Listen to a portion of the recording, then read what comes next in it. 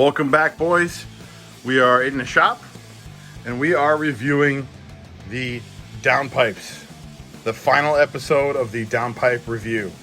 We had some 944 Turbo members step up, donate some extra pipes for me to take a look at, and we're going to sit down, we're going to go over some facts. I got some notes on these, too much for me to remember, so we'll be reading off that, and I'll be providing links to each pipe, links to some terms we're using, just so you guys can stay educated, stay informed, and let's get to it.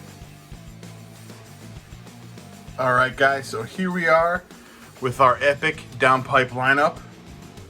First, I want to start, two guys made this happen.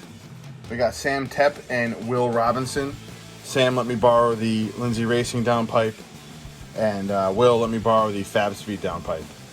I think I have that right. Might be the other way around, but either way, we have a pretty good lineup here to review. Finally got all the ones I was looking to take a look at in the same room for all of us to check out. And just so you guys know, I have no affiliation to any one of these companies. I don't make money off any one of these companies. It's just strictly my own money that's bought my own downpipe to look at, other guys donating their downpipes to look at, and us taking an honest look at them and reviewing the whole show. So, in this lineup, we have the factory 86 951 downpipe. We have the Fabspeed downpipe. We have the Lindsey Racing downpipe. We have the M44 version 1, which is mine, I purchased. And we have the M44 Performance final version that he sells now. And again, I purchased that. So, 3 of these are mine. The other 2 were donated. Anyways, so let's get into business here and take a look at what we got going on. So, we all know what a downpipe does. Bolts onto the back of the turbocharger. Helps relieve exhaust gases down to the exhaust. The less restriction you have behind that turbo, the faster it's going to spool, less temperature it's going to make, the more horsepower you're going to have. It's just all around better. It's just physics. Nothing crazy here. There's no magic in these pipes. There's no magic in the system. Unfortunately, we are not doing dyno comparisons on these. I'm not sponsored by anybody. I don't have the time or money to do that kind of stuff. As much fun as that would be, if you've ever done one of these downpipes before, it's a pain in the butt to swap out. So it would take some time and effort to get that done, and I don't really have either much bolt. As you've seen in my other videos, we have looked at individual pipes, so I would recommend going back in my videos, taking a look at those. I will do an overview of all of them together, but those other individual videos get a little bit more in depth than what we might be getting in here, or might answer some questions you guys are after. So first up, factory downpipe. Right here, comes on your car stock. It is a cast flange setup. This is a double walled pipe. There's a lot of myth going around that this is a Inconel pipe. Inconel pipe. It's not. It is a dirty stainless. I'm not sure what exactly it is, but it's definitely not Inconel. So, the flanges are cast. As you can see, they're big, they're bulky. This pipe is really heavy. It has the stock triangle flange in the back and the square flange in the front, with the groove for the crush ring for the turbocharger to seal. So, the inside diameter of this. I have some notes that I've taken on all these pipes and I'm referring back to, so you won't see me measure live. But the inside diameter is 2.25 inches and the outside diameter is 2.7 inches. It is double walled. It is prone to collapse, and this pipe is bent with it's called a pressure former. That's how they did it. It's not mandrel bent. It's not CNC mandrel bent. And if you look inside here, I just turned on the flashlight. You see these ripples on the wall here? That's what happens when you don't use a mandrel bender. It actually deforms the bend, and you can see a little a little bit on the outside here. That might have been done for clearance on that bolt as well, but it deforms the pipe when it bends, and it can cause turbulence. It actually reduces flow if it gets too out of control. So you can see it pretty clear right there. You could also see the double wall pipe. This is the pipe coming down into the flange. The factory downpipe, on almost all the ones that I've seen, they're welded inside, but the lip of the weld is really big. So it causes some turbulence with the exhaust coming out. This one is probably not as bad as some of the ones I've seen. Usually they'll be smooth on like half a side, and where the welder either stops or starts is a big thick bump. And what I was doing in the past is I take a file and file that out. But again, these tend to crack, collapse. They're only welded on the inside. They are not welded on the outside of the flange. It's just, it gets by, but it's not a performance item. It is what it is at this point. You can get these used for anywhere between $50 to $100. Let me turn this flashlight off for you guys. And that's really it. The other thing that we don't like from a sealing engineering standpoint of view is a flange like this. What happens here is you get uneven clamping. There's thin spots and there's thick spots. Thin, thick. There's no even sealing all the way around the surface. Probably, again, one of the reasons why they use a crush ring washer in there. Not reusable. The crush ring, once you get them, you throw them out, and those alone are about 25, 30 bucks a piece. So if you go to do your exhaust, it adds up pretty big. So that's your stock 86 pipe. Oh, and I did mention, or I need to mention, it has the mounting tab that bolts onto the side of the engine, which takes the load off the turbo mount and the exhaust. On to our next pipe, our Fabspeed exhaust downpipe. Shiny piece. They fancy it up a bit. Sorry for my homemade tagging of these. I just wanted everybody to know what each one is. These are made by an aftermarket company called Fabspeed. The price on these are $494.95 each, and they do come with hardware, gaskets for both end, and I think it comes with nuts for one end. I'm not totally sure on both of that. Their website doesn't talk too much about the specs on this, unfortunately. It does have a precision machined flanges is what they call them, but if you look real close, they honestly look like they were cut and then ground down. So I don't know what you got to do to classify precision machining, but I mean, they're flat, but they look like crap. The inside diameter on this is 2.6 inches, and the outside diameter is 2.7. It does not have, you can see they've been machined out. We'll turn that flashlight on again for you. There's no lips on this. Pipe fits inside the flange. There's no welding lips. You can see where they kind of tack it on the inside. And then on this side as well, this one they might have went all the way around the top. So two different welding techniques there. And it looks like they go in and they machine this to make this bend better. You can see this machining marks in here. The outside is TIG welded, the outside of the flange. There is no engine mounting tab on this at all. This is just free floating when it bolts on. It does have thinner flanges than the factory flange. The flanges on these are 0.4 inches thick. I forgot to mention that on the factory one, they're a ½ inch. About. It's tough because the casting is a little bit different throughout. But again, not a super great pipe, not a super bad pipe. It bolts into the factory system, comes with hardware, does not have the mounting tab, gave you the measurements on it. It is not a 3-inch pipe. It is actually 0.35 inches bigger than the factory. So you're spending $494 you get 0.3 inches. Not the best, not the worst. It uses copper gaskets. As you can see, there was no machining for the crush ring up there. It uses a flat copper gasket. And again, it's using a square flange that is not equal surfaces all the way around and can affect sealing. All right, that's the Fabspeed.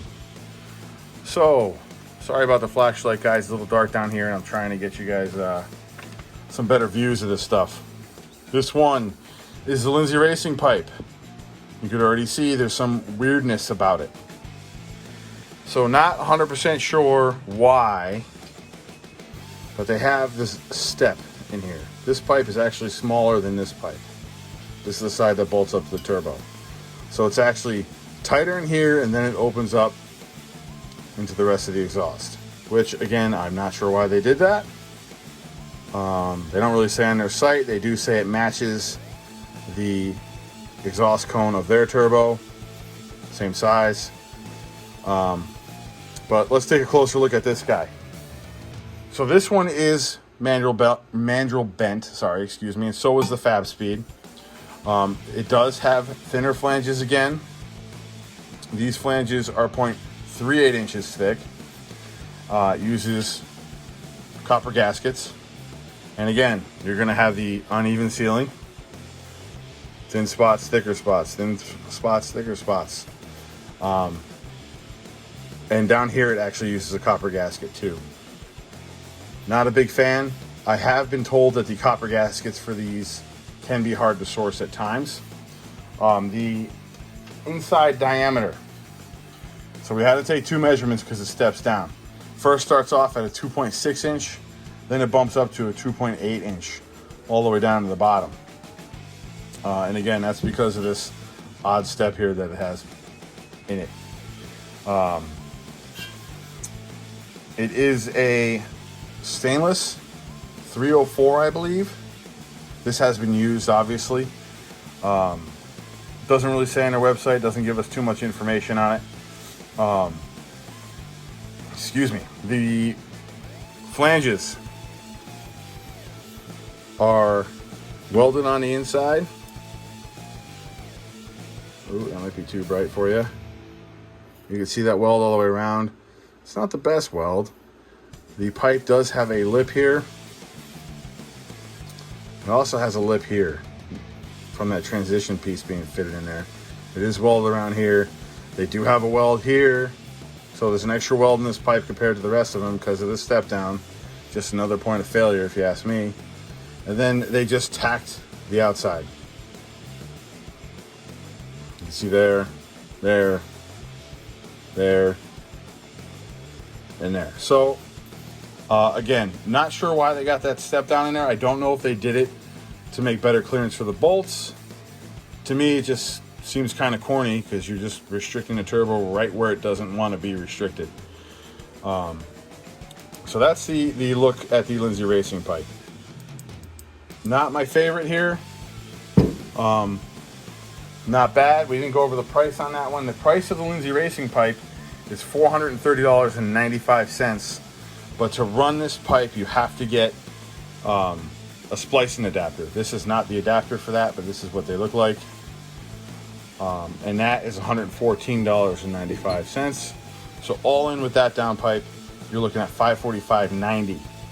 And to me, it's not much of a performance gain because you're still choking it out. And honestly, I think the Fabspeed one's made better than the Lindsey Racing one. Next one to review. Sorry, I'm kind of shooting these out. We got a lot to cover. So next one is the M44 version 1 prototype. This one is no longer available, but I wanted it in the lineup so you could see the progression from this one, what M44 learned from it, and what they did to the next one. And it's pretty cool to be able to see the actual changes take place in a company's engineering. So this one is CNC mandrel bent. And I'll include a link in the comments for each one of these pipes so you guys can take a look for yourself. Also, I will include a link that shows all the term differences. So you guys, if you're not 100% familiar with pressure bending mandrel bending and CNC mandrel bending. You could read up on that because that's a whole other video on its own. But CNC mandrel bending is where it's at. So these are CNC mandrel bent. These are stainless steel, 304 stainless. It has thick 1/2 inch flanges, top and bottom. The biggest change you see on this pipe, check out this top flange, check out that top flange. What do you notice? The flange on this has been redesigned. It's been redesigned to take advantage of a better sealing surface, equal sealing surface all the way around, and to give you the maximum diameter of this pipe without affecting the bolt pattern. These will fit any K26 pattern turbo, which is pretty cool. Excuse me. The inside diameter on this is 2.8 top to bottom, all the way down. So right now it's pretty close to one of the biggest pipes here. The outside diameter is 2.94. It uses a copper O-ring up here that's not in it right now, and it uses the crush gasket from the factory on that end. The flanges are welded on the inside and on the outside, and there is a lip on this one from where the pipe goes into the flange. Remember that. No lip on top, lip on the bottom. About, I'd say, like a 1/4 inch overhang on how it fits. Other than that, you know, nice pipe. This has been ran on the car. It's probably got about 10,000 miles on it. It's got a little discoloration, but nothing big. Still a solid piece. All right, let's get some of these pipes back in organization here. Always keep control of your pipes, boys. All right, the next one we're going to look at is the current M44 Performance Downpipe. And again, I have no affiliation with these companies. I'm reviewing them as I see them. These are just straight facts, and again, there's no dyno to back up anything here, but it is physics, and the physics say, you know, numbers don't lie. So here we go. CNC stainless steel. CNC mandrel bent. 304 stainless steel, made in America tube. This pipe is fully back purged when it's welded. You'll see no slag in there from crummy welds. It uses excuse me, reusable copper gaskets. It comes with hardware, nuts, bolts, gaskets, and it is 1/2 inch flanges. The ID of this is 2.85 all the way through. That is 0.6 inches bigger than factory. The biggest pipe here right now. Outside diameter is 2.99 inches. The price for this is $595, but comes with all hardware. It also comes with this real fancy splicing section, which you'll see has a redesigned flange on it. Uses a reusable copper gasket here, copper ring. And what's nice about this is when you splice it on your exhaust, it sits right there, the gasket's there. You can install the downpipe on this and take it off, and the gasket stays in the same place. Some of the other setups, they fall off. It's a pain in the ass to line up. It doesn't always work that great. This has also been made on a heavy-duty 1-inch jig, so it's perfect fitment. Clears heat shields, block, everything without any kind of grinding, cutting, anything like that. Drop right in, you're good to go. I'm not sure about the rest of these. Obviously the factory one, but the rest. The version 1 M44 I didn't have to modify, but I'm not sure about those other two. I haven't messed with them. There's a lifetime guarantee on this pipe from cracking. The upper and lower flanges on this, you can see, have been redesigned for maximum flow and a better sealing surface for the bolt pattern. It also has the infamous engine mounting tab, which none of these have except for the factory one. And you can see it's reinforced, built real nicely, heavy duty. Nice welding on the flanges. And I don't know if you remember, but remember I said there was a lip on that one's flange? Guess what? They rectified that. There is no lips on this. It is completely smooth. They actually made this flange so the pipe sits inside the flange. So you have no kind of lip or overhang from any of the pipe. 100% smooth. Nicely welded. And again, whatever we can do to reduce back pressure from the turbo exhaust helps the turbo perform better. In turn, you're going to have a better running car, more power on the dyno, less heat in the system. That's all more power, baby. Also, the big part of this that I forgot to include until now, which is hard to see on this video, but this top flange is not straight. It is actually machined to match the machining on the Voodoo turbos and the Ultra Spool turbos.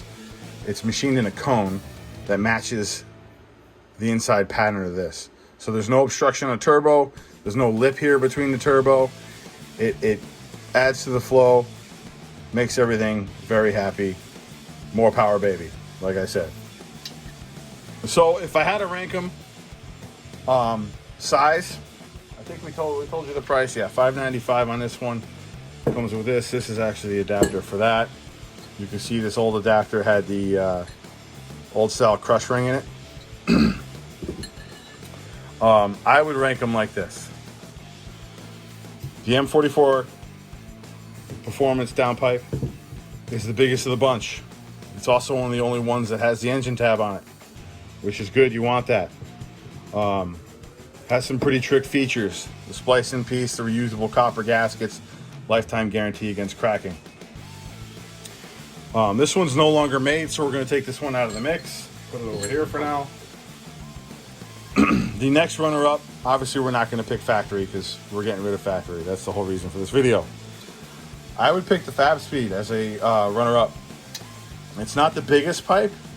It's slightly better than factory, but it's decently made. Nothing trick about it, but they didn't really, skimp or do anything weird with flanges or what I would have liked to seen is a thicker flange, a CNC cut flange, just overall quality improvements on it. And again, it's not the biggest. If we're going to be replacing this, we want to go with the biggest for the least amount of back pressure to increase flow in a turbo. And then last but not least, I would pick the Lindsey Racing. I don't like their lips. I don't like the step down. I don't like the extra weld. They don't even tell you what kind of metal this is on the webpage. And I don't like the tacked in outside of the flanges. And again, that's just my opinion on these things. If I'm going to be spending my hard-earned money, I want to get the best of what I can afford. And that would be the M44 Performance one. This one will be going on my car. The prototype came off my car. And it worked just fine. It's just I happen to be upgrading the full exhaust you've seen in my other videos. And this is part of the system because the full exhaust is made in a jig with this pipe and we want to make sure everything matches. So that's it. That is the review of all the downpipes. If you have any questions, post them in the comments. I can answer them. Or if I didn't cover something that you wanted me to cover, we could definitely go over that. I know I kind of sped through. I do have a magnet here too. Show you they're all stainless. That's a cast piece.